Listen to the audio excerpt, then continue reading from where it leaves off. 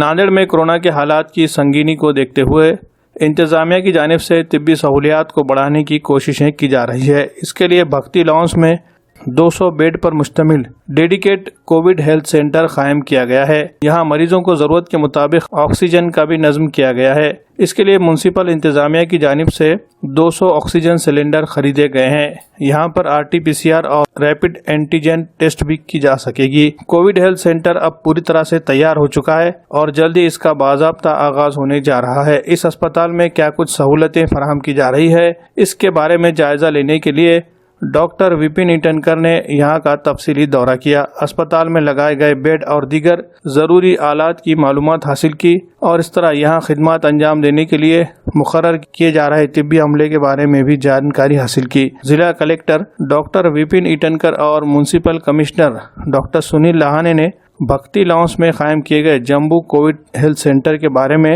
अपने तासुरात कुछ इस अंदाज में जाहिर किए। महानगरपालिकेने हे भक्ती लॉन्स मंगल कार्यालय भाडेतत्वावर घेऊन या ठिकाणी एक ऑक्सिजनेटेड बेडची जम्बो फॅसिलिटी उभा करण्याचं काम हाती घेतलं होतं। मागच्या 8 दिवसामध्ये आपण या ठिकाणी जवळजवळ 190 ऑक्सिजन पॉईंट असलेले हे सेंटर 8 दिवसाच्या आत उभं केलेलं आहे।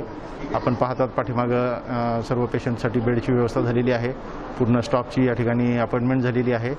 ऑक्सिजनचे आपल्याला सद्यस्थितीत 200 सिलेंडर आपण खरेदी केलेले आहेत। त्यापैकी 100 सिलेंडर आपल्या ताब्यात आलेले आहेत आणि आज दुपारपर्यंत उर्वरित 100 आपल्याला ऑक्सिजन सिलेंडर मिळतील।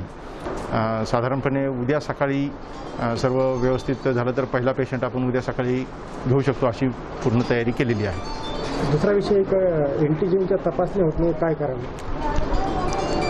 महानगरपालिकेकडं आपण मागच्या आठवड्यामध्ये अँटीजनचा आपला स्टॉक कमी झाल्याच्यानंतर नवीन आपण ऑर्डर केली होती।